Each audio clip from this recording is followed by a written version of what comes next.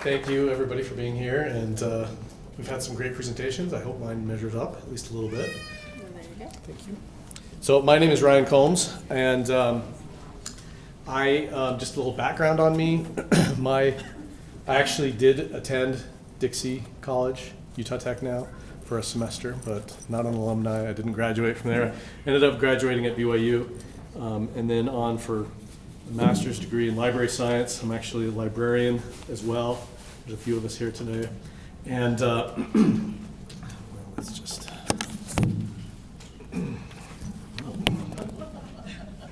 Okay. Anyway, yeah. My background actually is in biblical studies, and so you might recognize some of biblical type of research in my presentation today. But I spent some time at BYU Library and then at Church History Library, and right now I'm working in IT for the Church of Jesus Christ of Latter-day Saints. So just an introduction of why I'm talking about this maybe, and I think, is one of these the laser pointer? It doesn't. Yes. Okay. Top one. Okay, right. So this is an abbreviated family tree. Obviously, it's a lot bigger. But you can see Juanita's there, and her father and her grandfather is Dudley Leavitt Sr. That is my great-grandfather, Layman Leavitt. And his father is Dudley Jr., and then his grandmother is Mary Ann Huntsman. You can also see significant to the Juanita Brooks family is that my great grandfather's mother was Mary Pulsifer, and it would have been her anyway. Juanita married a Pulsifer as well, John Pulsifer, and John was the great-grandson or grandson, I think great-grandson, there's an extra generation in there, of Zara Pulsifer. And then Zara Pulsifer passed away, and Martha Ann Hughes actually married Dudley Leavitt Sr. and had children through him. So Layman specifically had two grandmothers, like everybody has two grandmothers, but both of his grandmothers were married to the same man later on. I was thinking about this. This is Southern Utah, right? And the presentation from Kindex where they had that little pie graph thing, I think Southern Utah would be like really tight and closed, with everybody being related to everybody else. Fortunately for my DNA, my great-grandfather married a girl from Delta, Utah, and then my grandfather married a girl from New York City, so we managed to squeeze in some outside genes. Anyway. So what I'm talking specifically about today is Dudley Leavitt Sr., and Juanita wrote a biography of him. That was actually her first book, published in 1942. And this was mentioned earlier when she was talking to her father about writing the book about Jacob Hamlin, and her father, Henry, was saying, everybody writes about Jacob Hamlin, you should write about Dudley Leavitt, your grandfather. So she did. And then a few years later, she wrote her most pivotal book that she's most famous for, on the Mountain Meadows Massacre. And then in 1973, she rewrote the Dudley Leavitt biography, but it's not so much a separate edition as a separate book. There's quite a lot of differences. And to prepare for that, this is a letter she wrote shortly, 4 years before the reprint was the rewrite was published. And she talks about how her book on Dudley Leavitt has been out of print, and people are requesting copies, and that she would like to go through and add footnotes and endnotes and kind of rework it. And she did a lot of that, but she didn't end up citing her sources. So that's one of the projects that I've got in the back of my pocket that eventually I'll like to get done, is to do a complete kind of annotated version of the 1973 book and include as many of the sources that I can find. Some of the sources are just, she heard it from Aunt so-and-so, right? And so that'll be really hard to trace that down. But hopefully I can find as many of them I can in some of the various archives and libraries around. but and that's my goal. One of the really cool things about this book is that the manuscript is at the Marriott Library, and they've digitized it and put it on. And you can see how she did it was basically just she must have had a couple extra copies of the first biography. She just cut them up and then pasted them in on pages where she would do some rewrites. Sometimes she would just type out like this one here, right, where she just has a complete thing, and then sometimes it's handwritten. Sometimes there's little like notes about insert this here and that kind of thing. So that's just kind of a cool thing that you can look at if you're interested. So here's a breakdown of the chapters of each book. Pioneer of Southern Utah is the first one. That's here on the left. And then On the Ragged Edge is the newer one, the 1973 edition. Yeah. And anyway, there's an extra chapter in On the Ragged Edge, and it's called Rumors of War, and it's dealing specifically with Mountain Meadows. Yeah. You can also notice that a lot of the chapters, I've got the word count, and generally the book is just about 30% bigger. Each of the chapters are about 30% bigger, and the book as a whole is about 30% bigger. So that's interesting to note as well.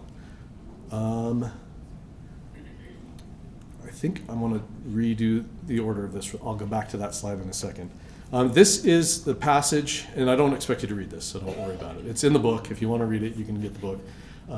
It's hard to find this in print still, like as it was back in the 60s when she was talking about how hard it was to find in print. It's still hard to find in print, but you can basically get the text of it online if you do a little bit of searching. And I don't want to.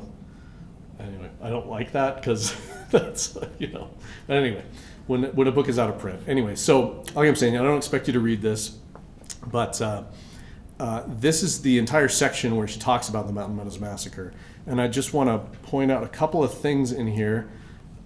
These are some of the justifications, like kind of the traditional justifications for the Mountain Meadows Massacre. I was talking to Barbara about this. Everybody's heard of the Mountain Meadows Massacre in this room. I mean, you don't need to raise your hand if you haven't. I'll just briefly say that it was during what they call the Utah War, and there was a group of migrants coming from Arkansas, traveling through Salt Lake, and then all the way down, basically following what's now I-15, the southern route, and they were on their way to California. And because of all of the conflict, some of these things mentioned here in her passage, and lots of other complicated reasons, the Latter-day Saints in the St. George wasn't here yet, but in the southern Utah areas and Cedar City, ended up getting some Paiute Indians, and as well with the Paiute Indians kind of just slaughtering all of these people in this wagon train, except for a handful of children who were too young to tell the tale. Was how it is. Really tragic event in the history of Utah, and like I said, this is what really brought Juanita out on the stage from being just a kind of local educator, minor historian, to a more major figure that she is today.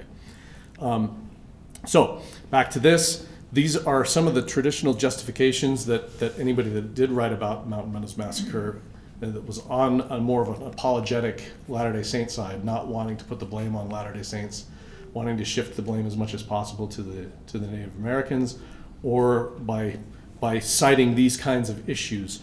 And it's interesting, in her new edition, none of these justifications end up in her book at all. And now I want to go back to this slide. So here are some similar passages between the two books, just in the section about the Mountain Meadows Massacre. You can see some of them are pretty similar. The first one, 120 persons were massacred, and then in the new edition, a whole company was killed. Only 18 children were spared. She says in both that recognizing that this book is a biography about a person, and it's not really the place to go into detail. So she mentions that in both. She cites her father about Dudley being a scout, and then in the rewrite she just says he was a scout. She doesn't cite anything there. She specifically calls out the oath of silence in the new one, whereas in the old one she just kind of said that it was more of a advice that was given, right, instead of an actual oath. And then And then one of the more significant ones, I think, is this last one, which is one of the Dudley's more famous quotes about the Mountain Meadows Massacre, was that he said that he was glad that his hands were never stained with human blood. And when she's sharing that story in the previous one, she's a little bit softer about it, saying that I think he was referring to the affair at Mountain Meadows instead of talking about Indians. But in the newer one, she says, without a doubt, he referred to the Mountain Meadows Massacre. I'll go through this again. This is a quote that I thought was significant. This is from the Mountain Meadows Massacre introduction, and the context of this quote is she's specifically addressing other descendants of the participants in the Mountain Meadows Massacre, and kind of like saying, giving her, bona fides is like, I'm also a descendant of one of the participants in the Mountain Meadows Massacre, and then she says this: if he did not help with the massacre, he still did nothing to prevent it. And I think, and in some ways, it's kind of harsh. And I'm showing these other slides where she's talking about, kind of distancing Dudley from the Mountain Meadows Massacre, at least with that quote, right? But then she also has this kind of more harsh view that like he held some responsibility to do something about it, right? And I feel like, especially, I think this is coming from Juanita's own need to feel like it's too late for her to affect the outcome of the massacre, but it's her feeling that she needs to do something about it now, in her time, right? Where she can kind of correct the misconceptions about the massacre, where she can kind of put in her, and try to bring peace to the idea that like, if she'd been there and been capable, she would have stopped it. And she wishes that her grandfather would have been there and been capable to stop it as well. But she's just kind of doing the best that she can. And I'll just close with that quote, Dudley's famous quote, along with a picture of the monument there. And yes, say thank you very much for this opportunity.